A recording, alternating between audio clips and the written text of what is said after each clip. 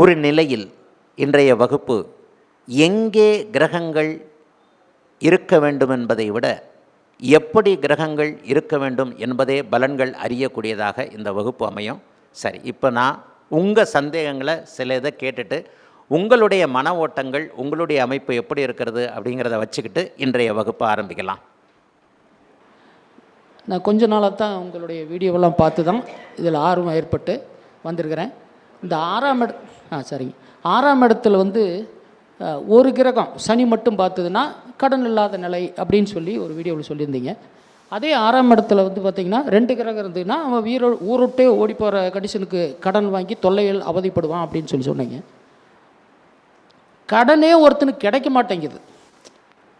எங்கே போய் கேட்டாலும் ஒருத்தன் கடன் கொடுக்க மாட்டேங்கிறான். அப்படி இருக்கிறவனுக்கு அந்த கிரக நிலை எப்படி இருக்கும்? அவனுடைய லக்னாதிபதி கெட்டு போயிருந்தால் அப்படி இருக்குமா, அல்லது வேறு ஏதாவது காரணம் இருக்குமா? அது ஒன்று.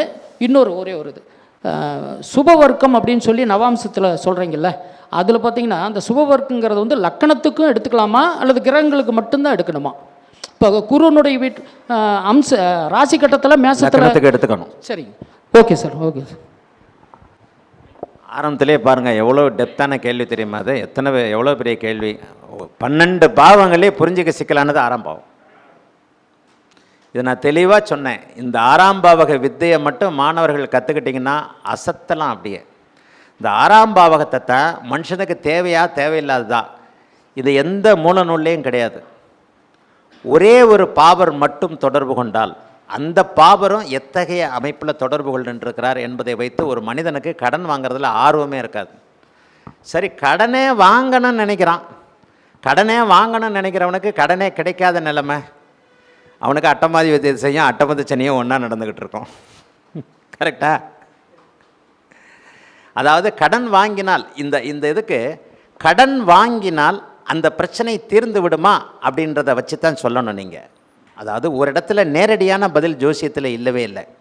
இப்போ 6ஆம் பாவகம், இந்த இதை நல்லா மனசில் தேத்திக்கங்க. இது எத்தனை ஜாதகங்களில் பார்த்தாலும் அதிசயப்படுவீங்க. 6ஆம் பாவகத்தில் ராகு மட்டும் இருக்கிறார். அந்த ராகுவின் வீடு சுபர் வீடாக இருக்கிறது. அவர் கடன் வாங்க தேவையில்லாமல் இருப்பார். அதே நேரத்தில் ராகு தசையில் கடன் வரும். விதிக்குள் விதிவிலக்கு வந்துருச்சா? இதைத்தான் என்னடா அது இப்படித்தான் சொல்கிறாரு, அப்புறம் டக்குன்னு ராகு தசையில் கடன் வருன்றாரு. ஒரு காம்பினேஷனை இன்னொரு காம்பினேஷனுக்குள்ளே புரிஞ்சிக்க வேண்டியது தான் ஜோதிடத்துடைய வேலை. உதாரணமாக துலாம் லக்னம். துலாம் லக்னத்திற்கு 6ஆம் இடத்துல ராகு இருக்கிறார். அவருக்கு கடன் இருக்காது. ஆனால் ராகு தசையில் அவர் கடனால் அவஸ்தைப்படுவார். லக்னாதிபதியின் வலுவிற்கேற்ப ஜோதிடங்கள் பலவிதமான முரண்கள் அடங்கியது. இதை நீங்கள் புரிஞ்சுக்கிறதுல தான் பெரிய விஷயம். துலாம் லக்னம் எந்த கிரகத்தையும் நான் விட்டுருங்க, 2 டைப்பாக வச்சுக்கோங்க. லக்னத்தில் சுக்கிரன் அல்லது 12இல் சுக்கிரன். 12இல் சுக்கிரன் இருந்தால் அங்கே 6ஆம் இடத்தையே பார்ப்பார். சரி, இது நல்ல கேள்வி. இது உண்மையிலே எல்லாருக்கும் ரொம்ப தேவைப்படுகின்ற கேள்வி. டஸ்ட் ஜோதிடத்தில் மிக உயர்நிலை புரிதல் வரவேண்டிய பாவகம் 6ஆம் பாவகம். ஏன்னா 6ஆம் பாவகத்தில் தான் மனிதனுக்கு தேவையில்லாத 90-95% அமைப்புகள் குவிந்து கிடக்கின்றன. மனுஷனுக்கு தேவைப்படுற வேலை அமைப்பும் அங்கே தான் இருக்குது. ஆனால் மனுஷனுக்கு வேலை தேவையில்லை, தொழில் பண்ணி பழச்சிக்கிட்டால் கூட போகிறோம். அடிமை என்கின்ற அமைப்பும் அங்கே தான் இருக்குது. அப்போ 6ஆம் பாவகம் எல்லா அமைப்புகள்லேயும் மூல நூல்களாக இருக்கட்டும், விளக்க நூல்களாக இருக்கட்டும், ஆதிபத்தியங்களை காரகத்துவங்களை சொல்லுகின்றன. 6ஆம் பாவகத்தில் ஒரே ஒரு பாபர் இருக்கின்ற நிலையில் அவருக்கு கடன் வாங்குவதற்கு விருப்பம் இருக்காது, அல்லது கடன் வாங்கினால் கொடுக்க தேவை இருக்காது, அல்லது நோய் வராது, அல்லது எதிரியை அடக்குவார். அந்த பாவக அமைப்புகள் அதற்குள்ளே ஆன்லைன் வகுப்புகளில் சொல்லி கொடுத்துருக்குறேன். அதாவது இங்கிருந்து இதைத்தான் நட்சத்திர சாரம்ன்ற அமைப்பில் பிரிக்கிறோம். இந்த 30 டிகிரி எந்த அமைப்பில் வருகிறது என்பதை, இந்த 30 டிகிரிக்குள்ளே நிலையான தன்மை இல்லை. கிளாஸ் எடுத்தெடுப்பில் ரொம்ப ஹை லெவலாக போகுது. இப்போ இந்த 30 டிகிரிக்குள்ளே எந்த இடத்திலும் நிலையானவை இல்லை. அதாவது 1வது டிகிரியில் நோய் இருக்குது, 10வது டிகிரியில் கடன் இருக்குது, 15வது டிகிரியில் எதிரி இருக்கிறாரு, 29வது டிகிரியில் வேலை இருக்கிறது என்பது இல்லை. இது நிலையானது அல்ல. ஏன்னா இந்த சக்கரம் ஓடிக்கிட்டே இருக்குது. இந்த சக்கரம் ஓடிக்கொண்டே இருக்கிறது. இந்த பாவகத்திற்கு, இந்த ஒரு பாவகத்திற்கு கிடைக்கக்கூடிய சுப பாப ஒளித்தன்மைகளின் அடிப்படையில் ஒருவருக்கு இந்த கடன் 1ஆம் பாவகத்திலும், இன்னொருவருக்கு கடன் 15வது டிகிரியிலும், இன்னொருவருக்கு கடன் 10வது டிகிரியிலும் அமைகிறது. இந்த இடத்துல தான் இப்போ நான் துலா லக்கணம் போடுறேன். ராகு இங்கே இருக்கிறார். இந்த பாவகம் இதை எப்படி தெரிஞ்சுக்கிறதுன்றது தான் பிரம்ம வித்தை. இந்த 6ஆம் பாவகத்திற்கு கிடைக்கக்கூடிய சுபத்துவ பாபத்துவ சுப ஒளி பாப ஒளி கலப்புகளின் அடிப்படையில் இந்த ஒளி கலப்புகள் எந்த இடத்துல மீட் ஆகுதோ, சந்திக்கிறதோ, கலக்கிறதோ, அந்த அமைப்புகளுக்குள்ள தான் அந்த உண்மையான பலன் எங்கேயோ ஒளிஞ்சுக்கிட்டு இருக்கு. அதைத்தான் பரம்பொருளுக்கு மட்டும் தெரியும்னு தான் தீர்மானத்துக்கு வர வேண்டியிருக்கு. நம்ம அதை அனுபவத்தின் அடிப்படையில் அப்படியே உணரப்போகிறோம். சரி, ஒருத்தருக்கு 6ஆம் பாவகத்தில் நோய் வருமா கடன் வருமானது எப்படி சொல்கிறது? நோய் வந்ததுக்கப்புறம் கூட வேறு ஒரு விதமான கிளாரிட்டி வரும். சில பேருக்கு பார்த்திங்கன்னா நோய் முதலில் வரும், கடன் பின்னாடி வரும். நோயினால் கடன் வரும். வருதா வரலையா? முதல்ல நோய் வந்துடுது, 5 லட்ச ரூபா ஆஸ்பத்திரி பில்லாகிடுது. 5 லட்ச ரூபா ஆஸ்பத்திரிக்கு பில்லுக்கு போயிட்டு நகை அடமானம் வச்சு தான் கொடுக்க வேண்டியிருக்கு. அப்போ நோயும் வந்துருச்சு, கடனும் வந்துருச்சுல்ல. அல்லது 5 லட்ச ரூபா 10 வட்டிக்கு வாங்கிடுறாரு, 5 வட்டிக்கு வாங்கி வர்றார். உயிரை விட வட்டி முக்கியம் இல்லை. புருஷனை காப்பாற்றணும், பொண்டாட்டியை காப்பாற்றணும், பிள்ளையை காப்பாற்றணும். 5 லட்ச ரூபா பில்லு, 5 லட்ச ரூபாய்க்கு 5 ரூபா வட்டி. இஷ்டம்னா வாங்க, இல்லைனா வாங்காதுன்னு ஒருத்தர் சொல்கிறார். பிள்ளைக்கோ நோய் அல்லது தனக்கே நோய், 5 லட்ச ரூபா வட்டி. 5 லட்ச ரூபாய்க்கு 25,000, 5 லட்சத்துக்கு 25,000 வட்டி. 10 மாதத்தில் வட்டி கட்ட முடியாமல் அந்த கடன் கொடுத்தவர் எதிரியாயிடுறாரா? இப்போ 6ஆம் பாவத்தில் எல்லாம் செயல்படுதா? அப்போ இந்த 6ஆம் பாவகத்தில் எல்லாம் செயல்படுவதற்கு கடுமையான பாபத்துவ அமைப்புகள். இப்போ இன்னொன்று சொன்னேன், இப்போ இந்த சொல்கிறேன்ல, கடைசி வரிசைகளில் இருக்கிறவங்களுக்கு நான் இப்போ சொல்லிடுறேன். துலாம் லக்கணம் போட்டிருக்கேன், 6ஆம் இடத்துல ராகுவை போட்டிருக்கேன், லக்கணத்திலேயே சுக்கிரனை போட்டிருக்கேன், 12ஆம் இடத்துல சுக்கிரனை நீச்சமாக போட்டிருக்கிறேன். இப்படியும் கூட போட்டுக்கலாம். அதாவது சுக்கிரன் ஆட்சி, சுக்கிரன் நீச்சம், சுக்கிரன் பகை, இந்த 3 நிலைகளை போட்டிருக்கிறேன். 8 கூட போடலை. இப்போ இந்த இடத்துல இங்கே இருக்கக்கூடிய ராகு நான் சொன்னதைப் போல இந்த மனிதனுக்கு ராகு தசை வரவில்லை என்றால் இந்த சுக்கிரனை மட்டும் இந்த இதை மறந்துடுவோம். 12ஆம் இடத்து சுக்கிரனை மறந்துடுங்க. இப்போ சுக்கிரன் 1இல் இருக்கிறார், 2இல் இருக்கிறார். இப்போது ராகுவிற்கு வேறு எந்த விதமான பார்வை தொடர்புகளோ சேர்க்கை தொடர்புகளோ இல்லை. வீடு கொடுத்தவர் எங்கே வேண்டுமானாலும் இருக்கட்டும், உச்சமாக இருந்தால் பார்வை தொடர்பு வந்துடும். தொடர்பு இல்லைன்ட்டேன். இந்த மனிதருக்கு கடன்கள் இருக்காது. ஐயா கடன் வாங்கியிருக்கிறார், ஐயா திருப்பி கொடுக்கணும்னு அவசியம் இருக்காது. சிரிக்க வேண்டாம், எத்தனையோ பேர் அப்படி இருக்கிறாங்க. கடன் கொடுத்தவன் தான் வயிற்றில் நெருப்பை கட்டிக்கிட்டு இருப்பான். இந்த எப்போ திருப்பி கொடுப்பானா கொடுக்க மாட்டானா என்ன ஏதுன்ட்டு. வீட்டுக்கு வரப்போகிறேன்னு சொன்னால் நான் வீட்டுக்கு வரையா, நீ ஐயா என் வீட்டுக்கு வந்து என்னையா பண்ண போகிற அப்படின்ட்டுலாம் இதெல்லாம் நிறைய பேர் இருக்கிறாங்க. ஜோதிடம்ன்றது பலவிதமான கலப்புகள் அடங்கியது. வாழ்க்கையில் நீங்கள் கடன் வாங்காமல் இருக்கிறீங்களா? கடன் வாங்காதவர் யார்? பிறந்ததுலேருந்து யாராக இருந்தாலும் கடன் வாங்காமல் இருக்க முடியாது. கேள்வியே தப்பு. வாழ்வியலை புரிந்து கொள்ள முடியாதவன் ஜோதிடராக முடியாது. நீங்கள் கேட்ட கேள்வி முழுக்க தப்பானது. யார் கடன் வாங்கலை? நீங்கள் கடன் வாங்கலையா? பக்கத்தில் நீங்கள் படிக்கும்போது பக்கத்து ஸ்டூடெண்ட்டுக்கிட்ட பென்சில் கடன் வாங்கினீங்களா, வாங்கலையா? அது கடனா இல்லையா? நீங்கள் கேட்டது சரி, கடுமையான தப்பான கேள்வி. வாழ்வியலை கலப்போடு புரிஞ்சுக்கிறது தான் ஜோதிடருடைய கடமை. யார் கடன் வாங்காமல் இருக்கிறீங்க? யாராவது சொன்னீங்கன்னா நான் ஜோசியத்தை விட்டு போயிடுறேன். வாழ்க்கையில் பிறந்ததுலேருந்து நான் யாருக்கிட்டையுமே கடன் என்பது பணம் மட்டும் அல்ல, பொருளாகவும் இருக்கலாம். பணமாகவே கடன் வாங்காதவங்க யார்? எவ்வளோ பெரிய கோடீஸ்வரனாக இருக்கட்டும் சொல்லுங்கப்பா, யாராக இருக்கட்டும்ப்பா. இப்போ நான் என்கிட்ட காசு இல்லாமையாக இருக்குது, காரை விட்டு இறங்கும் போது அவர்கிட்ட கொடுக்குறதுக்கு 20 ரூபா இல்லை, நான் என் டிரைவர்கிட்ட தான் 20 ரூபா கொடுப்பா அப்படின்னு சொல்லி கொடுத்து சொன்னேன். நான் என் டிரைவர்கிட்ட இப்போ 20 ரூபா கடன் வாங்கலை? கரெக்டு தானே? கடன் தானே. என் டிரைவருக்கு நான் சம்பளம் கொடுக்க போகிறேன். அது ஆக்டிங் டிரைவர் தான். 2 நாள் கழிச்சு அவர் காசு கொடுப்பேன். அந்த 20 ரூபாயை மறந்து கூட போயிடுவேன். அவரும் கூச்சப்பட்டுக்கிட்டு கேட்காமல் போயிடுவார். டிப்ஸு கொடுக்கறதுக்கு அவர்கிட்ட தான் 20 ரூபா வாங்கி கடன் வாங்கி கொடுத்துட்டு வந்துருக்கிறேன். நான் அதை திருப்பி கொடுக்கலன்னா வாழ்நாள் முழுக்க கடன். ஆக ஜோதிடத்தை வாழ்வியலோடு புரிந்து கொள்ளுங்கள், அர்த்தமற்று புரிந்து கொள்ளாதீர்கள். கடன் வாங்காமல் யாருமே இருக்க முடியாது. அது உறுத்துகின்ற கடனா, உறுத்தாத கடனா என்பது தான் முக்கியம். எனக்கு கடன் இருந்து கொண்டே இருக்கிறது, கடன் வளர்ந்து கொண்டே இருக்கிறது, ஆனால் அது உறுத்தாத கடனாக இருக்கிறது. ஒரு கட்டடம் கட்டுறேன், ஒரு கட்டடம் கட்டுறதுக்கு பேங்க்கில் தான் வாங்குகிறோம். என்ன நீங்கள் கடன்காரன்னு சொல்ல முடியுமா? நிச்சயமாக சொல்ல முடியாது. நான் கடன்காரன் அல்ல, ஆனால் எனக்கு கோடிக்கணக்கில் கடன் இருக்குது. நான் பொய் பேசாதவன், எனக்கு கோடிக்கணக்கில் கடன் இருக்குது. ஆனால் என்றைக்குமே என்னுடைய கடன் என்ன உறுத்துனது இல்லை. ஆனால் செவ்வாய் திசையில் நான் பயங்கரமான கடன்காரனாக இருந்தேன். என் ஜாதகம் நிறைய பேருக்கு மனப்பாடமாக இருக்கும். செவ்வாய் திசையில் நான் கடன்காரனுக்கு பயந்துக்கிட்டு தெரிஞ்சேன். அதைத்தான் இந்த மாணவருக்கு நான் சொல்கிறேன். தசாபுக்திகளின் அதைத்தான் இதில் உள்ள வித்தியாசத்தை சொன்னேன். 6ஆம் இடத்தில் இந்த ராகு இருப்பவனுக்கு கடன் வாங்க தேவை இருக்காது. ஆனால் ராகு தசை வரும்போது அவன் முழுக்க கடன்காரனாக இருப்பான். அதை ஏன் புரிஞ்சுக்க மாட்டேன்றீங்க?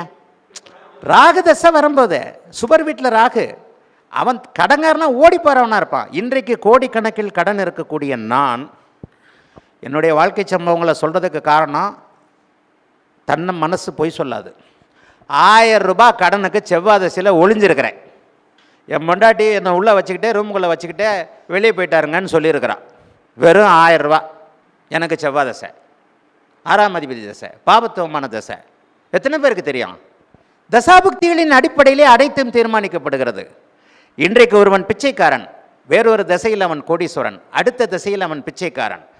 மனிதன் கலப்பு. இந்த மாணவர் கேட்ட கேள்வி தப்பு.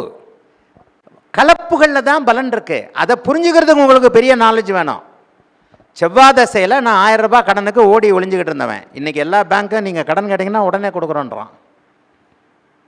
இன்றைக்கி நான் கோடிக்கணக்கில் கடன் இருக்குது. அது பாட்டில் ஸ்மூத்தாக போய்கிட்டே இருக்குது, டியூ போய்கிட்டே இருக்குது. இது கடனா? கடன் என்பது உங்கள் மனசை அழுத்தணும். 1000 ரூபாய்க்கு நான் ஒளிஞ்ச மாதிரி நான் இல்லைன்னு சொல்லு. விளையாட்டுக்காகவோ சிரிக்கிறதுக்காக சொல்லலை. நான் நிஜமாகவே 1000 ரூபாய் கடனுக்கு வீட்டுக்குள்ளே இருந்துக்கிட்டு ஒளிஞ்சுக்கிட்டு நான் சொல்லியிருக்கிறேன். ஆக என்றைக்கு ஒரு மேம்பட்ட திறன் ஜோதிடத்தில் வருகிறதோ நான் மறுபடியும் அதைத்தான் சொல்லுவேன். பெற்ற கடனை கடன் தான். அது எல்லா லெவல்லையும் நம்ம எல்லாருக்குமே கடன் பட்டிருக்கிறோம். அவர் கேட்டது பணக்கடன், அந்த அர்த்தத்தில் அந்த லைன்லேயே நம்ம போவோம். மறுபடியும் சொல்கிறேன், லக்னாதி இப்போ ஒன்று தொட்டோம்னா ஜோசியத்தில் இன்னொன்று தொட்டு தொட்டு தொட்டு போய்கிட்டே இருக்கும். இப்போ 6ஆம் இடத்தை தொட்டோமா? மறுபடியும் சொல்கிறேன், லக்னாதிபதியை விட தசாநாதனே வலிமையானவன். லக்னாதிபதி உங்களுடைய தாங்கு திறனை குறிக்கிறார். தாங்குது. அதுக்கு தான் இங்கே நான் போட்டேன் இந்த 3ஐயும். ராகுதசை வரலைன்னா இவர் கடன்காரிலே இல்லை. எப்படி பலன் சொல்லுவீங்க? இவர் கேட்ட அந்த கேள்விக்கான அர்த்தம் அதுதான். அவர் புரியாமல் தான் அந்த கேள்வியை கேட்டார். ராகுதசை வரல, இவருக்கு லைஃப்லேயே வரல, அல்லது 10 வயசுலேயே முடிஞ்சு போச்சு. பிறக்கும்போதே கும்பராசிலேயோ மிதுன ராசிலேயோ துலா ராசிலேயோ பிறந்துட்டார். ராகுவின் நட்சத்திரத்திலே பிறந்திருக்கிறார். ராகுதசை 10 வயசுலேயே முடிஞ்சிருச்சு. கடன் வாங்குவதற்கும் வயது வேணும்ல. 5 வயசு பிள்ளை என்ன கேட்கும்? பக்கத்தில் பென்சில் தான் கடன் கேட்கும். என் ஸ்கூல் ஃபீஸை உங்கள் அப்பா கட்டுவாரான்னு கேட்குமா? பக்கத்து பிள்ளைகிட்ட கேட்க தெரியாது. அதுக்கு பென்சில் கடன் கொடுன்னு கேட்கும். அப்போ இந்த பாவகத்தை நீங்கள் எப்படி புரிஞ்சுக்கணும்? இந்த பாவகத்தை எப்படி புரிஞ்சுக்கணும்? அதுக்கு தான் நுணுக்கமாக எப்போவுமே மகாபாரத கதை மாதிரி தான் நான் கிளாஸ் நடத்துவேன். மகாபாரத கதை தெரியுமா உங்களுக்கு? ஒரு கதைக்குள் இன்னொரு கிளைக்கதை, ஒரு கிளைக்கதைக்குள் இன்னொரு கதைகள். கேளும் ஜனமே ஜெய மகாராஜான்னு ஆரம்பிக்கும் மகாபாரத கதை. ஜனமேஜயன் அர்ச்சனனுடைய பேரன் நினைக்கிறேன். ஆமாம், ஜனமேஜயன் அர்ச்சனனுடைய பேரன், மகன் கூட கிடையாது. அர்ச்சனனுடைய பேரனுக்கு முனிவர் சொல்கிறதா மகாபாரத கதை ஆரம்பிக்கும். கேளும் ஜனமேஜய மகாராஜான்னு ஆரம்பித்து அதுக்குள்ளேயே நலன் தமேந்தி அந்த கதை இந்த கதைன்னு உள்ளுக்குள்ளே ஒரு கதை போய்கிட்டே இருக்கும். ஜோசியமும் அப்படித்தான். ஒன்றை தொட்டிங்கன்னா அதோடு நிற்காது பதில். 6ஆம் பாவகத்தை தொற்றுக்கிறோம். 6ஆம் பாவகத்தில் ராகு இருக்கிறார். இந்த ஜாதகத்தில் பொதுவான அமைப்பு, இவர் கடனால் தொல்லைப்பட மாட்டார். ஆனால் உள்ளுக்குள் மறைந்திருக்கின்ற சூட்சுமம் எக்ஸப்ட் ராகுதசை. ராகுதசை வரும்போது நிச்சயமாக இவருக்கு கடன் வரும். அந்த கடனை அவர் சமாளிக்கிறாரா இல்லையா, இந்த 3 நிலைகளை பொறுத்தது. இப்போ இந்த இடத்துல சுக்கிரன் வந்தபோது இந்த 6ஆம் பாவகம் சுபத்துவப்படுத்தப்படுகிறது. இவர் கடன் வாங்கியே ஆவார். இவருக்கு கடனால் தொல்லை இருக்காது என்கின்ற பலனே அடிபட்டு போகும். லக்னத்தில் மட்டும் இருந்தார்னா இவருக்கு கடனால் பெரிய தொல்லைகள் இல்லை. ராகு மட்டுமே இருக்கிறார். 6ஆம் பாவகம் பாபத்துவப்பட்டு இருக்கிறது. இதனை எடுத்து அவர் கடன் வாங்குவாரா வாங்க மாட்டாரா அப்படிங்கிறதுக்கும் சப்புக்கு போயிடணும், குருவோட நிலைமையை போயிடணும். கண்டிப்பாக போகணும். குரு 8ல் இருக்கிறார், வீடு கொடுத்த குரு 8ல் இருக்கிறார். கடன் வருமா வராதா? வரும். வரும். வரும்ன்றதான் சரியான பதில். வரும். குரு 8ல் இருக்கிறார். குரு 8ல் இருந்தால் எங்கேயுமே தொடர்பு கொள்ள மாட்டார். ஆனால் எப்படி வரும்ன்றதை நான் சொல்லிடுறேன். 6ஆம் அதிபதி 2ஆம் வீட்டை தொடர்பு கொள்ளுகிறார். தனமே கடனால் தான் வருகிறது. ஜோசியத்தில் மனுஷ உடம்பா மறுபடியும் சொல்கிறேன், பேசிக்கொண்டு இருக்கின்ற நான் என்னுடைய மூளையின் உத்தரவின் காரணமாக வாயின் வழியாக கையில் இதை பிடித்து கொண்டு நின்று கொண்டு பேசி கொண்டிருக்கிறேன். ஒரு பேச்சுக்கு இத்தனை அங்கங்கள் இயங்குவதைப் போல ஜோதிடத்தில் ஒன்று மட்டும் இயங்கிறதே இல்லை. நீங்கள் 6ஆம் பாவத்தை மட்டும் புரிஞ்சுக்கிட்டிங்கன்னா உங்களுக்கு பலனே சொல்ல வராது. இப்போ நான் சொன்ன மாதிரி 8ல் குரு என்னடா இருந்தாலும் சொல்லி கொடுத்தாரு. 6ஆம் பாவத்தில் ஒரே ஒரு கிரகம் மட்டும் இருந்தால் கடனே இருக்காதுன்றாரு. இவன் கடன்லேயே செத்துக்கிட்டு இருக்கான். 6ஆம் அதிபதி போய் 8ல் உட்காந்தா என்ன நடக்கும்? 6ஆம் இடத்து பலன்களை அவர் 8ஆம் பாவத்தின் வழியாக கடுமையாக செய்வார். அசிங்கத்தின் கேவலத்தின் வழியாக செய்வார். கடனால் அவன் கேவலப்பட்டுக்கிட்டு இருப்பான். புரியுதா? இது உயர்நிலை வகுப்பு. 6ஆம் பாவகாதிபதி 8ல் இருக்கிறார். குரு ராகுதசை நடக்க, குரு தசைவே நடக்குது. எப்படி இருக்கும்? 6ஆம் பாவகத்தில் ராகுவே இருக்கிறார், 6ஆம் பாவகத்தில் சனியே இருக்கிறார். 6ஆம் பாவகாதிபதி 8ல் இருக்கின்ற காரணத்தினால் அவர் கடன் நோய், வம்பு வழக்கு, அசிங்கம், கேவலம் போன்ற அமைப்புகளில் அவர் அவஸ்தைப்படணுன்ற காரணத்தினால் நடந்தான தீரும். அதைத்தான் நான் சொல்கிறேன். ஜோதிடத்தில் ஒற்றை அமைப்பில் எதுவுமே இல்லை. அப்படி நீங்கள் புரிஞ்சிக்க வந்தீங்கன்னா புரியவே புரியாது ஜோசியம். காம்பினேஷன்ஸ் காம்பினேஷன்ஸ் காம்பினேஷனை நான் அடிச்சுக்கிறதுக்கு காரணமே இதுதான். நான் பேசுகிறேன்னா இத்தனை இயக்கங்களும் நடக்குது. ஜோதிடத்தில் அத்தனை இயக்கங்களையும் கணக்கிட்டு தான் நீங்கள் பலன் சொல்லணும். அந்த லெவலுக்கு அனுபவத்தின் காரணமாக நான் வந்திருக்கிறேன். இங்கே கூட அவர் சொன்னார் நான் 40 வருஷம் அனுபவம்ட்டு.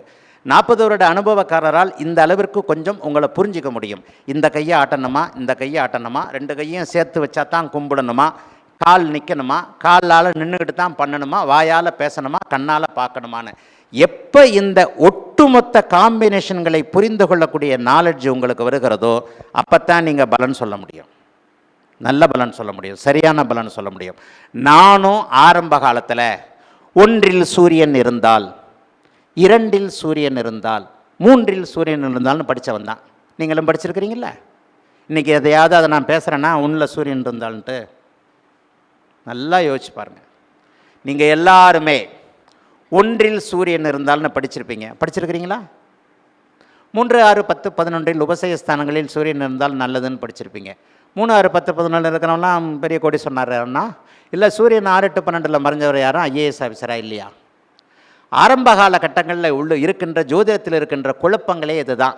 ஒன்றை நீங்கள் எந்த அளவிற்கு எப்படி புரிந்து கொள்வதுன்ற தடுமாற்றம் தான் ஜோதிடத்துடைய தடுமாற்றம். நான் இப்போ பேசுகிறது ரொம்ப ஹையர் லெவல். ஏன்னா நான் ஆன்லைன் வகுப்புகள்லாம் நடத்த முடிச்சிட்டேன். 3-4 வருஷத்துக்கு முன்னாடி நான் கொஞ்சம் கொஞ்சமாக தான் பழைய மாநாடுகளை பார்த்திங்கன்னா எளிமையாக தான் பேசியிருப்பேன். இனிமேல் எளிமையாக பேசணும்னு அவசியமே இல்லை. இது எல்லாவற்றையும் விட குருவின் முக்கோணத்தில் மிகப்பெரிய அற்புதம் அடங்கி இருக்கிறது. அதைத்தான் நம்ம அந்த திரிகோணம் இந்த திரிகோணம்னு சொல்கிறோம். 1, 5, 9, 2, 6, 10, 3, 7, 11, 4, 8, 12ன்றதில் மிகப்பெரிய அற்புதம் இருக்கிறது.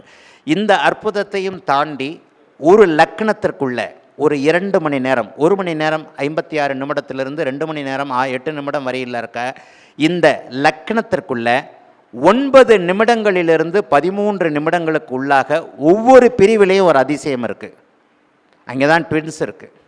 இந்த பாவகம் 1 மணி நேரம் 56 நிமிஷம், அதுக்கு சுமாராக 2 நிமிஷம், 2 மணி நேரம் அடங்குனது இந்த பாவகம்.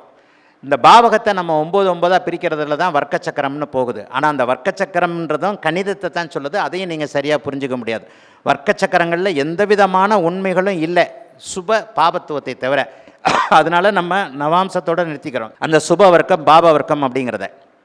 இந்த 9 அதிலிருந்து ஒரு 13 நிமிஷத்துக்குள்ளே இருக்கக்கூடிய 9 to 13 அமைப்புகளுக்குள்ள மறுபடியும் இந்த 9, 13ன்றதையும் கூட நீங்கள் பார்த்தீங்கன்னா 9ன்றது 9 கிரகமாக எடுத்துக்கலாம், 13ன்றதை ஒரு நட்சத்திர தூரமாக எடுத்துக்கலாம், 13.2. அதுக்குள்ளே ஏதோ ஒரு விஷயம் ஒளிஞ்சிக்கிட்டு இருக்கு. எப்போவுமே ஒரு விஷயம் முழுமையாக எனக்கு தெரிய வரும்போது தான் அதை வகுப்புகளாக நான் நடத்தியிருக்கிறேன். இப்போ அடுத்த வகுப்புகளில், இறுதி வகுப்புகளில் அந்த குருவினுடைய முக்கோணத்தையும் இதையும் நான் சொல்லித்தரத்தான் போகிறேன். இதை பார்த்தீங்கன்னா தான் உங்களுக்கு நிறைய விஷயங்கள் புரியும், இல்லைன்னா புரியாது.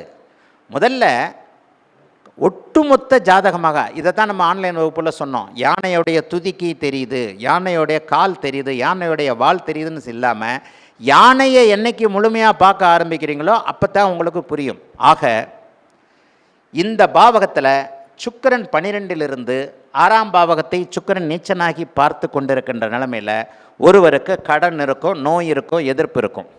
அந்த கடனோ நோயோ எதிர்ப்போ அது எப்படி இருக்கும் என்பது ஒவ்வொரு ஜாதகத்திற்கும் யூனிக். இதில் மீனம் என்கின்ற இந்த 30 டிகிரி அமைப்பை நீங்கள் இந்த இடத்துல 9 பாதங்களாக பிரிக்கிறீர்கள் இல்லையா? நம்ம நட்சத்திரங்களின் அடிப்படையில் 9 பாதங்களாக பிரிக்கிறோம். இந்த இடத்துல பூரட்டாதி 4ஆம் பாதத்திலிருந்து உத்திரட்டாதி 3ஆம் பாதத்திற்குள் கடன் இருக்கிறது. உத்திரட்டாதி 2ஆம் பாவத்திற்குள் எதிரி இருக்கிறார். உத்திரட்டாதி 1ஆம் பாதத்தில் நோய் இருக்கிறதுன்னு சத்தியமாக நீங்கள் பிரிக்க முடியாது. ஏன்னா அந்த ஒவ்வொரு கட்டமும் ஒவ்வொருத்தருக்கும் மாறும்.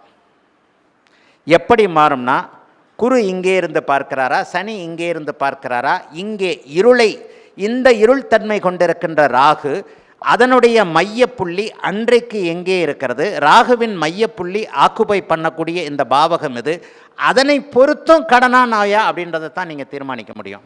சிக்கலான தீர்மானம் அது. நான் சொல்கிறது புரியுதா? ராகுவும் ஒவ்வொன்றா நடத்துகிறேன், ஒவ்வொன்றா. அப்போ இந்த இடத்துல சுக்கிரன் பார்த்தால் அவருக்கு கடன் இருக்கும். கடன்னு வேண்டாங்க, 6ஆம் பாவகம் வலிமைப்படுத்தப்படும். எப்போது? வென் ராகுதசை. அதாங்க ரொம்ப முக்கியம். ஒரு சம்பவம் நடக்கிறது எப்போதுன்றது தாங்க ரொம்ப முக்கியம். ராகுதசை நடந்தால் தான் பிரச்சனை. ராகுதசை நடக்கலை, குரு 8ல் இருக்கலை. இப்போ இந்த குரு 3ஆம் இடத்துல இருக்கிறார். குரு 12, சரி 8ல் குரு இருந்தால் கடனை தருவார். 5ல் குரு இருந்தால் என்ன தருவார்? கடனை தரமாட்டார். சிம்பிள் லாஜிக் தானே. குரு அந்த வீட்டிற்கு 12ல் மறைகிறார். பாவக அமைப்பின் அடிப்படையில் குரு அந்த இடத்திற்கு 12ல் மறைகிறார். அப்போ அந்த இடத்திற்கு 12ல் மறையக்கூடிய குரு லக்னத்தில் இருந்தாலோ குரு 5ல் இருந்தாலோ இந்த 6, 8, 12 தொடர்பு. அதுக்கு தான் 6க்கு 6. ஏன் நான் துலாம்னு வந்துட்டேன். 6க்கு 6. என்னுடைய நண்பர் ஒருத்தருக்கு 11ஆம் இடத்துல குரு இருக்கிறாரு. குரு கிட்டத்தட்ட 100 கோடி 200 கோடி ரூபாயை சம்பாரித்து கொடுத்தாரு. அதற்கடுத்து இப்போ சனி தசை அப்படி நடக்குதுன்னு சொல்லுவேன். இந்த இடத்துல 6க்கு 6, 6க்கு 8, 6க்கு 12 ஆகிய இடங்களில் 6ஆம் அதிபதி இருக்கும் பொழுது கடனற்ற, நோயற்ற, எதிரிகளற்ற தன்மைகளை கண்டிப்பாக கொடுக்கும் தசைகளின் அடிப்படையில். ஆனால் எவர் எப்படி இருந்தாலும் 6ஆம் இடத்தில் இருக்கக்கூடிய ராகு அவருடைய தசையில் கடனை, நோயை, வம்பு, வழக்கு, அசிங்கத்தை கொடுத்தே தீருவார், லக்னாதிபதியின் வலுவிற்கேற்ப. சரி, ராகுவோட தசையில் அதுக்கு தான் தசா புக்தி. இதுவும் நல்ல கேள்வி. ஆனால் இதுவும் எப்படி? மகாபாரத காலத்து தான். தசாநாதன் யார்? அவரை பொறுத்து தான் பலன். தசாநாதனுக்கு அடங்கியவர் தான் புக்திநாதன். மற்ற அந்த நட்சத்திர முறைகளில் புக்திநாதனே வலிமைன்னுவாங்க. அது சுத்தமாக தப்பான ஒரு தியரி. அந்த மாதிரி கொண்டு போயிடாதீங்க. தசாநாதன் லக்னாதிபதியை விட வலிமையானவன்ற ஒரு வார்த்தை எந்த இடத்துலையுமே மூல நூல்களில் கூட கிடையாது. இதை அடுத்தடுத்து நான் சொல்லக்கூடிய சில விஷயங்கள்லாம் அனுபவத்தின் அடிப்படையில் 50 ஆண்டு காலமாக ஜோதிடத்தையே சுவாதித்து கொண்டு இருக்கின்ற அடிப்படையில் சொல்லப்படக்கூடிய சில விஷயங்கள் உங்களுக்கு. இதை நீங்கள் கண்ணார உணர்ந்திருப்பீங்க. உங்கள் லக்னாதிபதி தசையில் தசாநாதனுக்கு உள்பட்டு தான் இயங்கியிருப்பார். நல்லா உங்கள் வாழ்க்கையை பார்த்துக்கங்க. ஏன் நீங்கள் 6, 8, 12 வரும்போது கஷ்டப்படுறீங்க? அப்போ உங்களுக்கு லக்னாதிபதி உச்சம்னே வச்சுக்கோம்பியா. லக்னாதிபதி உச்சமானவர்கள் கை தூக்குங்க. லக்னாதிபதி உச்சம் 10 பேர் இருக்கிறீங்க, இந்த இறக்கிடுங்க. லக்னாதிபதி உச்சம் 10 பேர் இருக்கிறீங்க. 6, 8 தசாபக்தி அமைப்பில் நீங்கள் கஷ்டமே படலையா? கஷ்டப்பட்டிருப்பீங்க. ஏன்னா தசாநாதனுக்கு கட்டுப்பட்டவன் லக்னாதிபதி. உங்கள் வாழ்க்கை 4 அல்லது 5 பகுதிகளாக பெரும்பாலும் பிரிக்கப்படுகிறது. 9 பகுதிகளாக பிரிக்கப்படுது. 9 வரைக்கும் நம்ம இருக்கிறது இல்லை. 120 வருஷத்தை ஃபில் பண்ணவர் யாரும் இல்லை. பெரும்பாலும் யோகக்காரர்களுக்கு 4 கிரகங்களில் முடிஞ்சு போயிடும். சனி, புதன், கேது, சுக்கிரன் 70 வயசு முடிஞ்சு போயிடும். சனி, புதன், கேது, சுக்கிரன் 70 வயசு முடிஞ்சு போயிடும். 10-15 வயசுக்கு அப்புறம் தான் நமக்கு நல்ல விவரம் தெரியும். அதுக்கப்புறம் சனி தசை ஆரம்பித்து, புதன் தசை ஆரம்பித்து, கேது தசை, சுக்கிர தசையெல்லாம் அவரே இறந்து போயிடுவார். இப்போ இந்த 4 கிரகங்கள், தசை நடத்தும் கிரகங்கள் வலிமையான சுபத்துவ அமைப்போடு இருந்து லக்னாதிபதி எத்தகைய கீழ்நிலையில் இருந்தாலும் அவர் பேசிக் வாழ்க்கையில் நல்லா வாழ்வார். ஜோதிடமே தலைகீழாக போகக்கூடிய அமைப்பு இது. இதெல்லாம் மூல நூல்களில் எங்கே இருக்குது? லக்னாதிபதி உச்சம் பெற்றவன் வலிமையானவன். கரெக்டா? தசைகள் தான் அத்தனையும் தீர்மானிக்குது. லக்னாதிபதி உச்சமாகவே இருக்கட்டும். சனி தசை மேஷ லக்னம், செவ்வாய் உச்சம், லக்னாதிபதி உச்சம். சனி தசை, புதன் தசை, கேதசை, சுக்கிரதசை வருது. 4ம் பாபத்துவம். நீங்கள் ரிக்ஷா தானே ஓட்டுறீங்க. லக்னாதிபதி உச்சமாகி என்ன பலன்? உடல் வலிமையாக இருக்குது, உடம்பு வலிமையாக இருந்து என்ன பிரயோஜனம்? நல்லா உழைக்கிறீங்க, நல்லா உழைக்கிறீங்க, அவ்வளோதான். நல்ல உழைப்பு, அருமையாக. ஒருத்தர் 1 கிலோமீட்டரில் ரிக்ஷாவில் எடுத்துகிட்டு போகிறதுக்கு ஒரு 20 நிமிஷம் ஆகுதுன்னா நீங்கள் 15 நிமிஷத்தில் பேசஞ்சரை கூப்பிட்டு போயிடுறீங்க, நல்லா இழுக்கிறீங்க. அவருக்கு 10 ரூபா கிடைக்குதுன்னா உங்களுக்கு 12 ரூபா கிடைக்குது. தசாநாதனே வலிமையானவன். அதாவது ஜோதிடம் சிந்தனைகளின் தொகுப்பு தான். ஒரு டைரியை எழுதி வச்சுக்கிட்டு வருஷ கடைசியில் திருப்பி பார்க்குற மாதிரி தான். நீங்கள் டைரி எழுதுகிற வழக்கம் கூட இல்லை, ஃபேஸ்புக்கில் தான் எழுதுறீங்க. இந்த ஃபேஸ்புக்கில் எழுதுறதை என்றைக்காவது ரிப்பீட் பண்ணி பார்க்குறீங்களா மெமரிஸை? அப்படி பார்த்தீங்கன்னா ஜோசியமாக அப்படியே பிடிபட்டு போயிடும். ஒரு நிலையில் தெளிவாக ஒவ்வொரு விஷயங்களையும் புரிஞ்சுக்கிட்டு, அடுக்குகள் தான் இதில் முக்கியம். மூட்டி முழங்கால் தொட அப்படியே இப்படி தலை வரைக்கும் வரக்கூடிய அந்த அடுக்குகளை உங்களுக்கு தெளிவாக புரிந்து கொள்வதற்கு 30 வருஷம் வேணும். அதனால தான் அவர் 40 வருஷம்னு நான் அவரை அப்ரிஷியேட் பண்ணேன். 40 வருஷத்தில் கண்டிப்பாக ஏதோ ஒரு அனுபவங்கள் தன்னை அறியாமல் மனதிற்குள் இருந்தே தீரும். ஜாதகத்தை பார்த்தோன்னு ஒரு இது வரும், தெளிவு வரும். என்னையா பெருசாக இதையா கொடுத்துட போகிற, பரமேஸ்வரன் ஜாதகத்தை கொடுத்துட போறியா, பார்வதி ஜாதகத்தை கொடுத்துட போறியா, உன் ஜாதகம் தானே குடியா அப்படின்னு தோணும். எந்த ஒரு நிலையிலும் ஒரு அடுக்குகளில், ஒரு வார்த்தைகளில், ஒரு அமைப்புகளில் எத்தகைய பலனும் உறுதியான இறுதியானது இல்லை. ஒவ்வொரு ஜாதகமும் யூனிக்கு. ஒவ்வொரு உண்மையான ஜாதகம் ஆன்லைன் வகுப்புகளில் பெரும்பாலும் கற்பனை ஜாதகம் தான் நடத்தியிருக்கிறேன். ஆனால் அந்த கற்பனை ஜாதகங்கள் அத்தனையும் உண்மையான ஜாதகத்துடைய பிரதிபலிப்புன்னு சொல்லுவேன். ஏற்கனவே உள்ள ஒரு அமைப்பு தான். ஏதாவது ஒரு லக்னத்தை மாற்றிருப்பேனே தவிர பெரும்பாலான கருத்துக்களை அப்படியே கொண்டு இது பண்ணியிருப்பேன். நேற்று பார்த்தீங்கன்னா ஒரு ஜாதகம் அப்படியே வந்தது. சூரியன் செவ்வாய் ராகு விருச்சிகத்தில் இருந்த மாதிரி ஒரு 4-5 வாரமாக வகுப்பு நடத்தினேன். நேற்று ஒரு ஜாதகம் அப்படியே அதே மாதிரி ஜாதகம் வந்தது. ஐயா நீங்கள் சொன்ன மாதிரி சூரிய தசை, சந்திரதசை, செவ்வாய் தசை, ராகு தசை புழிஞ்சு என்ன எடுத்துருச்சுன்னாங்க மிதுன லக்னக்காரங்க. சூரியன் செவ்வாய் ராகு விருச்சிகத்தில் என்ன இருந்தாலும் இப்போ நான் சொல்கிற மாதிரி ராகு 6ல் இருக்கிறார். இப்போ அடுத்த கேள்வியை கேட்குறேன். ராகு 6ல் இருக்கும் பொழுது உங்களுக்கு ராகு தசையில் கடன் வரும், ஆனால் பொதுவாக உங்களுக்கு கடன் இருக்காது இல்லையா? ராகுவிற்கு பதிலாக இப்போது நான் சனியை போடுறேன். இந்த இடத்துல சனி மட்டும்தான் இருக்குது, கீழ்நிலையை மறந்துடுங்க. சனி இருக்கிறார். சனி தசையில் உங்களுக்கு கடன் இருக்குமா இருக்காதா? கரெக்ட். இதுதான் ராகுவுக்கும் சனிக்கும் உள்ள வித்தியாசம். இதுதான் சனிக்கும் ராகுக்கும் உள்ள வித்தியாசம். அவ்வளோதான். சனி அந்த வீட்டை கெடுக்க போல செயல்படுவார். ராகுவும் கெடுப்பதை போல செயல்பட்டாலும் கூட அந்த வீட்டின் அதிபதியுடைய காரக ஆதிபத்தியங்களை அவர் தர வேண்டும் என்பதுதான் இங்கே உண்மை. இந்த இடத்துல பார்த்தீங்கன்னா சனி திசையை இந்த சுக்கிரன் பார்த்தார்னா சனி திசையில கடன் இருக்கும், ஆனா உறுத்தாத கடன்களாக இருக்கும். கடனால வளர்ச்சி இருக்கும். கடனை பத்தி இவர் சிந்திக்கவே மாட்டார். தானாக சம்பளத்தில், கவர்மெண்ட் சம்பளத்தில் பிடிச்சிக்கிட்டே போறாங்கல்ல. கவர்மெண்ட் ஊழியர்கள் சம்பளம் வாங்குறாங்க. கவர்மெண்ட் ஊழியர்கள் 1 லட்ச ரூபா சம்பளம் வாங்குறாங்க, 70,000 ரூபாய் சம்பளம் வாங்குறாங்கன்னு ஒரு மீடியல் அமைப்பில் இருக்கிறவங்கள வச்சுக்குவோம். 20,000 ரூபாய் ஹவுசிங் லோன் போட்டிருப்பாங்க. அவங்களுக்கு அந்த கடன் உறுத்துகிறதா? அவங்களுக்கு அந்த கடன் இருக்கிறதே ஞாபகத்துக்கு வராது. அவங்களே மனசுக்குள்ள என்ன நினைச்சிருவாங்கன்னா 50,000 ரூபா தான் நமக்கு சம்பளம். புரியுதா? அரசு ஊழியர்கள் யாருன்னா இருக்கிறீங்களா? இந்த இருக்கிறீங்களே, இந்த 10 பேர் இருக்கிறீங்க, அரசு ஊழியர்கள் இருக்கிறீங்க. 70,000 ரூபாய் சம்பளம் வாங்குறீங்கன்னு வச்சுக்குவோம். 1 லட்ச ரூபாய் சம்பளம் வாங்குறீங்கன்னு வச்சுக்குவோம். 30,000 ரூபாய் உங்களுக்கு ஏதோ ஒன்றில் லோன் போட்டுடுறீங்க, அல்லது ஒரு இதில் அந்த சம்பளத்திலே பிடிக்கக்கூடிய ஒன்று போயிடுது. நீங்கள் அதை பற்றி நினைக்கிறதே இல்லையே. நினைக்கிறீங்களா? 1ஆம் தேதி ஆனால் ஐயோ டியூ கட்டணுமே நினைக்கிறீங்களா? உங்களுக்கு சம்பளமே குறைவானதாக மனசில் ஒன்று விழுந்துடும். ஏன்னா உங்களை அறியாமல் அந்த கடன் போய்கிட்டு இருக்கு. புரியுதா? கடனில் உள்ள வகைகளை நான் சொல்வது உங்களுக்கு புரிகிறதா? மனித உணர்வுகளாக உறுத்தக்கூடிய, ஒதுக்கக்கூடிய, வெறுக்கக்கூடிய உணர்வுகளாக என்னைக்கு கிரகங்களையும் உங்களையும் நீங்கள் அதை பகுத்தாய்ந்து புரிந்து கொள்ளுகிறீர்களோ அப்போ தான் ஜோசியம் புரியும் உங்களுக்கு. அப்போ தான் கண்டிப்பாக ஜோசியம் புரியும். ஒரு அரசு ஊழியர், அவருக்கு 30,000 ரூபாய் கடன், 1 லட்ச ரூபா சம்பளம், 70,000 ரூபா மாதம் அவருக்கு வந்துடும். அவருக்கு கடன் இருக்கிறதே தெரியாது. இது அந்த மாதிரியான கடன். ஒரு வியாபாரி தள்ளுபடி தான், அது பாட்டில் போய்கிட்டே இருக்கும். அவர் ரிட்டையர்ட் ஆகிறதுக்குள்ளே 5 வருஷத்தில் அது முடிஞ்சிருக்கும். ஒரு நாள் வீட்டு லோனு முடிஞ்சிருச்சுன்னா வீட்டு டாக்குமெண்ட்டை கையில் கொடுப்பாங்க. அவர் அந்த கடனை உணர மாட்டார். ஒரு சம்பவம் எப்போது நடக்கிறது என்பதை நீங்கள் உணரும் போது தான் அது நடக்கிறது. இந்த அரசு ஊழியருக்கு நீங்கள் கடன்னு சொல்ல முடியாது. நான் சொல்கிற வகுப்பு புரியுதா யாருக்காவது?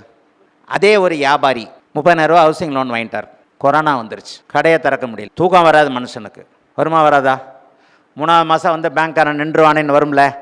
அவர் அதை உணர்கிறார். அங்கே அவருக்கு 6ஆம் இடம் பாவத்துவமாக இருக்கும். கடனை இல்லை, இதை கடனை 6ஆம் பாவகமாக மட்டும் நினச்சிக்காதீங்க. கொஞ்சம் டெப்த்தாக போட்டுமா? பெண்கள் சகோதரிகள் இருக்கிறீர்கள், இருந்தாலும் ஒரு உணர்வுக்காக சொல்லுகிறேன். ஒரு பெண் கணவனுக்கு துரோகம் செய்கிறார். 2 பெண்கள் தத்தம் கணவர்களுக்கு துரோகம் செய்கிறார். ஒரு கணவர் அதை உணர்வதில்லை. ஒரு கணவர் தூக்கமே இருக்கிறதுல ஏதோ ஒன்று பண்ணிக்கிறார். வித்தியாசம் புரியுதா? தசாபக்திகளுக்காக இவ்வளத்தையும் சொல்கிறேன், ஜோசியத்துக்காக இவ்வளத்தையும் சொல்கிறேன், நல்லா புரிஞ்சுக்கணும். உயர்நிலை வகுப்புகளுக்கு வரும்போது வாழ்வியல் தத்துவங்களாக ஜோதிடத்தை புரிஞ்சுக்கணும். ஒரு கணவர் மனைவியை விட்டு கொடுக்கிறார், தெரிந்தே விட்டு கொடுக்கிறார். என்னுடைய மனைவி தவறு செய்கிறார், அதனால் எனக்கு இவ்வளோ வருது, கண்டுக்காமல் இருக்கிறார்.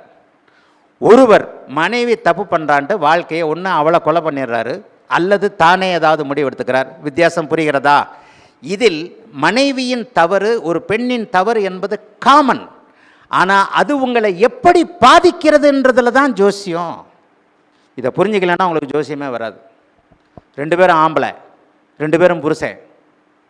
ஒரு பெண் தப்பு செய்கிறத, தவறுகிறதை, துரோகம் பண்ணுவதை அவர் கண்டுகொள்வதில்லை. 3வது இன்னொருத்தர் சொல்லிட்டோமா, அவர் விரும்புகிறார் மனைவி தவறு செய்கிறத, அதனால் அவருக்கு பணம் வருது. எத்தனை பேர் மனுஷன் இருக்கிறோம்? எப்போது ஒரு சம்பவம் உங்களை பாதிக்கிறது, எப்படி பாதிக்கிறதுன்றதை பொறுத்து தாங்க பலன்கள். மனசத்தானங்க கிரகங்கள் இயக்குது, வேற எதை இயக்குது? இன்றைக்கு நான் பேசிக்கொண்டு இருக்கிறேன், நீங்கள் எல்லாம் பார்த்துக்கிட்டு இருக்கிறீங்கன்னா, நம்ம மனம் ஒரே அமைப்பில் ஒரு கூரையின் கீழ் இன்றைக்கு இயங்கக்கூடிய இந்த அமைப்பு இருக்கு. நம்ம எல்லாத்தையும் இணைத்திருப்பது ஒரு கிரக அமைப்பு. மனசு எப்படி பாதிக்கப்படுகிறது? ஏன்னா பாதிப்புகளை மனசால தான் உணர்றீங்க. ஒரு பெரிய உயிர் நண்பனாக இருக்கலாம், நம்ம உயிர் உறவாக இருக்கலாம், கணவனாக இருக்கலாம், மனைவியாக இருக்கலாம், குழந்தையாக இருக்கலாம், ஏதோ ஒன்று இழந்துட்டோம். எவ்வளோ பெரிய பாதிப்புகள் இருக்கிறோம், எவ்வளோ பெரிய ஆளாக இருந்தாலும் வேதனைப்படுறோமா இல்லையா? தூக்கம் வர மாட்டேங்குது இல்லையா? ஒரு வாரம் 10 நாள் 3 மாதம், என் தம்பி செத்த போது நான் 4 மாதம் பைத்தியக்காரனாக இருந்தேன். கரெக்டாக 4 மாதம் 27 நாள் கேது. 4 மாதம் நான் பைத்தியக்காரனாக தெரிஞ்சேன். என்னால் என்னை கண்ட்ரோலே பண்ண முடியல. நான் 2 வீலர் ஓடின்னு போகும்போது அழுதுகிட்டே போவேன். சிக்னலில் நிற்கும் போது நான் அழுதுகிட்டே இருப்பேன். எல்லோரும் என்ன அப்படியே பைத்தியக்கார மாதிரி பார்ப்பாங்க. எனக்கே நல்லா தெரியும், என்ன அறியாமலே நான் பயங்கர ஒரு பைத்தியக்கார நிலைமையில் இருந்தேன். ஏன், எப்படி? அந்த செவ்வாயின் பாபத்துவமான காரகத்துவம். ஐயோ, இப்படிப்பட்ட தம்பி, இவனுக்கு இப்படி பண்ணியிருக்கலாமோ, அப்படி பண்ணியிருக்கலாமோ, கல்யாணம் பண்ணி வச்சிருக்கலாமோ, அதை கேட்டானே, எதை கேட்டானே, அதை வாங்கி கொடுக்காம செத்து போயிட்டானே, இப்படி செத்து போயிட்டானே, அப்படி செத்து போயிட்டானேன்ட்டு ஒரு 4 மாதம் நான் முழுக்க கேதுவின் பிடியில் இருந்தேன். பாபத்துவ கேதுவின் பிடியில் இருந்தேன். ஏற்கனவே எதிர்பார்த்த ஒன்றுனா கூட என்னால் தாங்க முடியல. இத்தனைக்கும் இந்த தம்பி தான் இறந்து போவான்னு நானும் எங்கள் அப்பாவும் டிஸ்கஸ் பண்ணியிருக்கிறோம். இது எவ்வளோ பெரிய கொடுமை. ஆக ஒரு சம்பவத்தை நீங்கள் சாதாரண விஷயமாக புரிந்து கொள்ளாமல் ஆழமாக, நுணுக்கமாக, இப்போது நான் சொன்னதைப் போல உறவு அமைப்பாக, உணர்வு அமைப்பாக புரிந்து கொள்ளும்போது மட்டும்தான் உங்களால் உண்மையான பலன் சொல்ல முடியும். இப்போ நான் சொன்ன மாதிரி 3 பொண்ணுங்க, 3 மனைவிகள். ஒரு மனைவி துரோகம் பண்ணுகிறார், அவர் கண்டுகொள்ளாமல் இருக்கிறார். ஒரு மனைவி துரோகம் பண்ணுகிறார், அவர் என்கரேஜ் பண்ணுகிறார். ஒரு மனைவி துரோகம் பண்ணுகிறார், அவர் கழுத்தில் அரிவாளால் வெட்டுகிறார். 3 பேரும் கணவர். குற்றச்செயல் ஒன்றே ஒன்று, அதற்கு 3 விதமான கோணங்கள் இருக்கின்றன. புரிஞ்சிருச்சா? அதே மாதிரி தான் அரசு ஊழியருக்கு அது கடன் அல்ல. நீங்கள் என்ன வருவீங்க, அப்படி நீங்கள் வந்தீங்கன்னா கடன் தானங்க, உங்களுக்கு ஜோசியம் வராதுங்க. கடன் தானங்க, ஜோசியம் வராதுங்க, எந்திரிச்சிருங்க கிளாஸை விட்டுருவேன். ஜோதிடம் என்பது வாழ்வியல் தன்மையோடு உணர்வுபூர்வமாக உணரக்கூடியது. புரியறதுனால தான் சிரிக்கிறீங்க. புரிஞ்சதா சார்? 1000 தான் இருக்கட்டும் சார், கடன் தானே சார், வராதுங்க ஜோசியம். எது கடன், எப்படி கடன் என்பதை நீங்கள் உணர்வுபூர்வமாக புரிந்து கொண்டால் மட்டுமே அது ஜோதிடத்திற்குள் அடக்கம். அந்த தன்மையை நீங்கள் உணர்ந்துக்கிட்டு தான் வரக்கூடிய ஜாதக அமைப்போல் நீங்கள் சொல்லணும். இப்போ இந்த இடத்துல சனி. அப்போ வாழ்க்கையில் எதையும் அனுபவிக்காமல், அதாவது வாழ்க்கையில் அதை வேறு விதமாக சொல்லப்போனால் ஒரு சுகத்தை அனுபவிக்காமே இருக்கிறவங்கலாம் இருக்கிறாங்க. விதிவிலக்காக 10 லட்சத்தில் 1 லட்சத்தில் எதுவுமே தெரியாமல் இருக்கிறவங்கலாம் இருக்கிறாங்க. ஆனால் காமனான கடனை போன்ற சில விஷயங்களை நம்மில் எல்லாருமே கடன் வாங்கியிருப்போம். ஏதாவது ஒரு சூழ்நிலையில் பணமாகவோ பொருளாகவோ அன்பாகவோ, இவர் சொன்ன மாதிரி பெற்ற கடன், பிறக்கிறதே கடனுக்கு தானே பிறகுறோம் அப்படின்ற அமைப்பு தான் உண்மை. இந்த இடத்துல கடனுக்குள்ள நுணுக்கங்களை சனி இந்த இடத்துல இருந்தால் கடனை தருவார், அரசு ஊழிய கடனை தருவார், பாதுகாப்பார். லக்னாதிபதியின் வலுவை பொறுத்து, தசாநாதனின் அமைப்பை பொறுத்து இங்கே சனியே வந்து விட்டார், அரசு ஊழியர் கடன் ஏற்படுகிறது. இப்போ அரசு ஊழியர் கடன் புரிஞ்சு போச்சா? இப்போ கடனுக்கு முன்னாடி ஒரு லெக்சர் கொடுத்துட்டு தான் ஆரம்பிக்கிறேன், இல்லைன்னா புரியாது உங்களுக்கு. இப்போ புரியுதா உங்களுக்கு?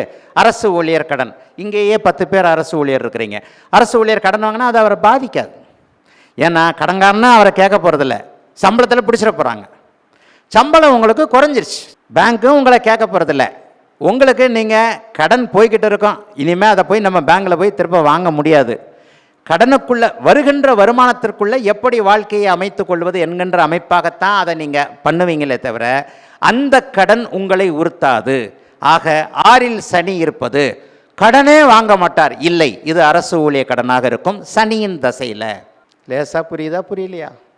ஏதோ ஒன்று. அதுக்கப்புறம் வாகனத்துக்காக வீட்டுக்கான்றது, வாகனமும் 4ஆம் இடம், வீடு 4ஆம் இடம். இந்த வாகன இதை வச்சு ஆன்லைன் கிளாஸில் சொல்லிக் கொடுத்தேன், எந்த இடத்துல வீடு இருக்குது. அதை நீங்கள் காரகத்துவங்களில் தான் புரிஞ்சுக்கணும். இத்தனைக்கும் காரகத்துவங்களில் வீட்டையும் புரிஞ்சிக்க முடியாது, வாகனத்தையும் புரிஞ்சிக்க முடியாது. எப்படின்னா வீடும் வாகனமும் சுக்கரனுக்கானது. கல்வி கடனையாவது புதனில் புரிஞ்சுக்கலாம். ஆக ஒரு விஷயத்தை உணர்வுபூர்வமாக ஒன்றி பார்க்கும் பொழுது மட்டும்தான் ஜோசியம் உங்களுக்கு புரியும், காம்பினேஷன் அடிப்படையில். இல்லை இது தனி இது தனி இது தனி, நான் காப்பி போட மாட்டேன், முதல்ல நான் சர்க்கரை எடுத்து வாயில் போட்டுக்குவேன், அப்புறமா பால் எடுத்து வாயில் ஊற்றிக்குவேன், அப்புறமா சுடு தண்ணியும் சேர்த்து வாயில் ஊற்றிக்கிட்டு கடைசியாக டிகாஷனாக 2 ஃபில்டரில் அப்படி சொட்டுக்கிட்டு நான் காப்பி சாப்பிடுவேன்னு நினச்சிங்கன்னா உங்களுக்கு ஜோசியம் வராது. அம்மா சகோதரி சிரிக்கிறதுக்காக சொல்லலை. காஃபி என்பது பாலை ஊற்றி சுடு தண்ணியை ஊற்றி சர்க்கரையை போட்டு டிகாஷனை ஊற்றி 2 ஆற்றி அடித்து கிடிச்சு அப்புறமா வாயில் ஊற்றிக்கிறது. இந்த காம்பினேஷனுங்களை புரிந்துக்கிறதுக்கு உங்களுக்கு புதன் வலுவாக இருக்க வேண்டும். கிளாஸில் எல்லாரும் சமம்னு நான் சொல்லவே மாட்டேன், ஒத்துக்கவே மாட்டேன். சமமே கிடையாது. ஒருவர் அதீத ப்ரெடிக்டராக இருப்பார், ஒருத்தர் ப்ரெடிக்டே பண்ண முடியாதவராக இருப்பார். எல்லாரும் இதில் நீங்கள் பாதி பேர் தொழில்முறை ஜோதிடர்களாக இருக்கிறீங்க, பாதி பேருக்கும் அதை வரும்னு நான் சொல்ல மாட்டேன். ஆக ஒரு பாவகம் என்பது அடிப்படையிலேருந்து கிட்டத்தட்ட 3 வருஷம் 4 வருஷமாக கிளாஸ் நடத்திட்டேன். முருகன்லாம் ஆரம்ப வகுப்புலேருந்து 1வது வகுப்புலேருந்து இருக்கிறார். நம்ம மதுரை ஜிம் முருகன் கிட்டத்தட்ட எல்லா மாணவர்களும் அவங்கெல்லாம் ஆரம்பத்தில் உத்தரகுமார்லாம் 1வது வகுப்புலேருந்து இருக்கிறீங்க. எல்லாருமே 1வது வகுப்புலேருந்து இருக்கிறீங்க. ஆன்லைன் வகுப்பில் 1வது வகுப்பில் இருக்கிறவங்க எல்லாரையுமே நான் ஏன் இப்போ நான் இதில் கொண்டு வரேன் அப்படின்னு சொன்னால், இப்போ தான் ஹையர் லெவலில் நம்ம முடிக்க போகிறோம்.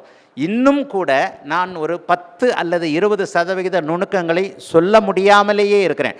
சொல்லி கொடுக்காமல் இருக்கிறேன்றது இல்லை, சொல்ல முடியாமல் இருக்கிறேன்னா அதுக்கான சந்தர்ப்பங்கள் வரும்போது தான், ஃப்ளோவில் சந்தர்ப்பங்கள் வரும்போது தான் சொல்ல முடியும். இன்னும் ஒரு 20% ஒரு ஹையர் நுணுக்கமான சில விஷயங்களை நான் இன்னும் சொல்ல முடியாமல் இருக்கிறேன்றது தான் உண்மை. ஆக இதை சாதா கிளாஸாக நினைக்காதீங்க. எந்த ஒரு இடத்துலையுமே 1ல் சூரியன் இருந்தால் 2ல் சூரியன் இருந்தால் அப்படிங்கிற ஸ்டேஜெல்லாம் தாண்டி வர்றதுக்கு 10 வருஷம் ஆகும். 10 வருஷம் ஆனதுக்கப்புறம் தான் அந்த காம்பினேஷன்கள் புரிய ஆரம்பிக்கும். 6ஆம் பாவகத்தில் ஒட்டுமொத்த 3 பெரும் துரோக அமைப்புகள் செயல்படும் போது, சனி ராகு செவ்வாய் 3 செயல்படும் பொழுது ஒரு மனிதருக்கு கடுமையான தாங்க முடியாத தொல்லை, கடுமையான ஒரு அமைப்பு ஒருவருக்கு லக்னாதிபதியின் வலுவிற்கேற்ப இருக்கும். அதே நேரத்தில் கடன் வாங்காமலேயே யாரும் இருக்க முடியாது என்பது தான் உண்மை. நீங்கள் கேட்டீங்க கடனே இல்லாமல் இருக்கக்கூடியவர்ன்ட்டு. இன்னொன்று சொல்லட்டுமா, சின்ன சின்ன 100 ரூபாய் 200 ரூபாய் கடனை தவிர 1000 ரூபாய்க்கு மேலே 10,000 ரூபாய்க்கு மேலே கடன் வாங்காதவங்க நிறைய பேர் இருக்கிறாங்க. கடன் வாங்குறத வெறுக்கிறவங்க அமைப்பில் இருக்கிறாங்க. அவங்க ஜாதகம் எப்படி இருக்கும் யாராவது சொல்லுங்கள்? 1000 ரூபாய் 2000 ரூபாய் 1000 ரூபா கூட பக்கத்தில் வாங்க மாட்டாங்க. அப்படியே வாங்காதவங்கலாம் கடன் இருக்கிறாங்க. சிறு கடன்களை விட்டுருவோம். 100 ரூபாய் 10 ரூபாய் 20 ரூபா விட்டுருவோம். 1000 ரூபான்றது நான் சொல்கிறது 20 வருஷத்துக்கு முன்னாடி 1000 ரூபாய்க்கு நான் ஒளிஞ்சேன். 20 வருஷமா, ஆமாம் 22 வருஷம் இருக்கும். செவ்வாய் தசை எனக்கு நடக்கும்போது, ராகு தசை இப்போ எனக்கு முடிஞ்சிருச்சு. செவ்வாய் தசை ஆரம்பத்தில் எனக்கு கடன் வந்துருச்சு. 1000 ரூபாய் கடன் 22 வருஷத்துக்கு முன்னாடி 1000 ரூபான்றது பெரிய கடன். நான் ஒருத்தர்கிட்ட 5000 ரூபாய்க்கு தண்டல் வாங்கியிருந்தேன். அந்த 5000 ரூபாய் தண்டலுக்கு ஒரு 1000 ரூபாய் கட்ட முடியல. அந்த 1000 ரூபாய்க்கு அவர் வட்டி கிட்டி போட்டுக்கிட்டு 2000 ரூபா 3000 ரூபா ஆக்குனார். அவர் வரும்போது நான் வீட்டுக்குள்ளே இருந்துக்கிட்டே இல்லைன்னு சொன்னேன். எதுக்கு இவன் கத்துவான் ஏம்மா இல்லைன்னு சொல்லுமா, நான் அப்புறமா பேசிக்கிறேன். என் பொண்டாட்டி தள்ள அடிச்சுக்கிட்டு அவர் இல்லைங்க வெளியே போயிட்டாருங்க, வந்தால் சொல்லுங்கள் பெரிய விவராட்டம் பேசுவாருக்கு சொன்னு கத்திட்டு தான் போனான். செவ்வாய் தசையில் வீட்டு வாசலில் 1000 ரூபாய் கடனுக்கு ஒருத்தன் கத்தத்தான் செஞ்சான். 22 வருஷத்துக்கு முன்னாடி 1000 ரூபான்றது உண்மையிலேயே பெரிய காசு தானே, யோசிச்சு பாருங்க. 22 வருஷத்துக்கு முன்னாடி 1000 ரூபான்றது உண்மையிலேயே பெரிய காசு தான். ஆக அந்த 1000 ரூபாய் கூட வாங்காமல் எளிமையாக இருந்துக்கிட்டு கடனே இல்லாத அமைப்புகளில் இருக்கிறாங்க. இதில் ஒரு குழு கொடுத்துட்டேன். அவருடைய ஜாதகம் எப்படி இருக்கும்? விவர்தன் லேசாக தொட்டிங்க, மறுபடியும் திருப்திகரமான பதில் இல்லை. என்னங்க வலு? இந்த பதிலே நீங்கள் தான். துலா லக்னம் குறிச்சுக்கிறேன். லக்னாதிபதி வலுவற்று இருக்க வேண்டும். லக்னாதிபதி வலுவற்றவனுக்கு ஆசை இருக்காது. ஆமாம், லக்னாதிபதி கேதுவோடு சேர்ந்து கடன் வாங்காதவர் யார்? ஆசை இல்லாதவர். லக்னாதிபதி வலுவற்று இருக்க வேண்டும். நல்லா புரிஞ்சுக்கணும். நான் கிட்டத்தட்ட ஒரு 100 ஜாதகத்துக்கு மேலே பார்த்துருக்குறேன். ஐயா நீங்கள் கடனே வாங்க, ஐயோ எனக்கு கடனே வேண்டாங்க. பஸ்ஸில் போகிறது பதில் நடந்து போவார் பக்கத்து ஊருக்கு. சிம்பிளாக 2 வீலர்லேயே இருப்பார். 2 வீலருக்கு செயின் மாற்றணும், அது மாற்றணும், கடன் வாங்க மாட்டார், அதிலேயே ஓடுவார். லக்னாதிபதி வலுவற்று இருப்பார், வசதிகளை அனுபவிக்காதவராக இருப்பார். இந்த இடத்துல தான் எல்லாம் அப்படியே கேது தசை. அதுக்கப்புறம் தசை. நான் கேட்ட பாயிண்ட் இந்த பாயிண்ட்டு தான். லக்னாதிபதி வலுவற்றிருப்பார், அவர் இயலாதவராக இருப்பார், பயந்தவராக இருப்பார். கடன் வாங்குறதுக்கு தைரியம் வேணும், கடன் வாங்குறதுக்கு தைரியம் வேணும். புரிஞ்சிருச்சா? கடனற்றவராக இருப்பவருக்கு லக்னாதிபதி வலுவற்றவராக, வசதிகளை அனுபவிக்க இயலாதவராக இருப்பார். புத்தருக்கு வந்துடுவோம், எப்போ கடன் வருது? ஆசை வரும்போது தானே கடன் வருது. லக்னாதிபதி வலுவாக இருக்கிறவனுக்கு ஆசை வரும், தேவைகள் ஏற்படுத்திக்கிட்டே இருக்கும். ஒரு தேவையை தாண்டினவர் பைக்கை வாங்கி கடன் வாங்கிட்டாரு, பைக்கை முடித்தவொடனே காருக்கு போவார், காருக்கு கடன் வாங்குவார். கடன் இல்லாதவர்களுக்கு லக்னாதிபதி வலுவற்று ஆசைகள், அதுக்காக லக்னாதிபதி நீச்சம்னு எடுத்துட வேண்டாம். 6 8 12 ஒரு மாதிரி மறைஞ்சு தேவைகள் இல்லாதவராக, ஆசைகள் இல்லாதவராக இருக்கும் பொழுது, 6ஆம் பாவகம் ஒத்துழைக்கும் போது அவர் கடன் வாங்குவதற்கு பயந்து கொண்டு அதை பெருமையாக வெளியே சொல்பவராக இருப்பார். ஜோசியத்தை மட்டும், ஜோசியம் சைக்காலஜி படிச்சிருக்கணும். நான்லாம் சைக்காலஜி படிச்சதுல பயங்கரமான சைக்கியாட்ரிஸ்டாக இருப்பேன். சைக்காலஜி மனித உணர்வுகளை முழுக்க அறிய தெரிந்தவன், வாழ்வியல் நடைமுறை அமைப்புகளை முழுக்க அறிந்தவன். ஓரளவுக்கு, முழுக்க எல்லாருனாலையும் முடியாது, பரம்பொருள் ஒன்றே அனைத்தையும் அறியும். இந்த மாதிரி இருக்கும்போது தான் ஜோசியத்தில் அவருடைய மன நிலைப்பாடு. அதுக்கு தான் நான் என்ன சொல்கிறேன், ஆரம்ப காலத்தில் ஒரு 6 7 வருஷத்துக்கு முன்னாடி விளையாட்டு போல் ஒரு ஜோசியம் ஒரு வீடியோ போட்டேன், ஜோதிடத்தில் எதை முதலில் பார்க்க வேண்டும். அந்த வீடியோ வர்ற வரைக்குமே யாருப்பா லக்னாதிபதியை பற்றி பேசுனீங்க? 8ஆம் பாவகம் வலுத்திருந்தால், 7ஆம் பாவகம் வலுத்திருந்தால் லக்னாதிபதி தான் முதன்மை அப்படின்றதுக்கான ஆரம்ப கால வீடியோ அது. இன்றைக்கி 6 லட்சம் 7 லட்சம் வியூஸ் போயிருக்கு கண்டென்ட் வீடியோவே. புரியுதா? முதல்ல உங்களுக்கு எல்லாமே இந்த கட்டத்திற்குள்ள நீங்கள் எங்கே பிறந்திருக்கிறீர்களோ இதற்குள்ள அடக்கம். இதில் இந்த 12 அடங்கிடுது, இந்த லக்னத்திற்கான 12 இதில் அடங்கிடுது.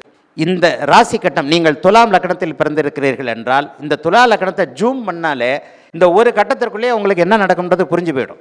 இதனுடைய ஜூம் பண்ணப்பட்ட விரிவாக்கம் தான் மற்ற 11, அதையும் சேர்த்து இருக்கின்ற 12. இந்த வகுப்பை நான் ரொம்ப உணர்வுபூர்வமாக நடத்துகிறேன், நல்லா புரிஞ்சுக்கங்க. தியரிட்டிக்கலாக நான் நடத்த போகிறதில்ல. நான் இப்போது சொல்வது பலன் கணிக்கும் சூட்சுமங்கள்.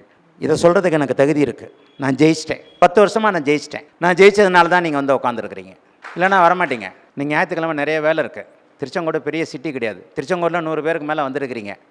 ஜெயிச்சதுனால தான். இருந்தாலும் ஏதோ சொல்ல போகிறாயா, பாப்பமியா கேட்பமியான்னு. இத்தனைக்கும் திருச்செங்கோட்டிலேருந்து வரல. இப்போ தான் கணேஷ்குமார் சொன்னார், சார் எங்கெங்கேயோ இருந்து வராங்க சார், பெங்களூர்லேருந்து வந்துடுறாங்க, மதுரையிலேருந்து வந்திருக்கிறாங்க, எங்கெங்கேயோ இருந்து வந்திருக்கிறாங்க. கரெக்ட், புரியுது எனக்கு.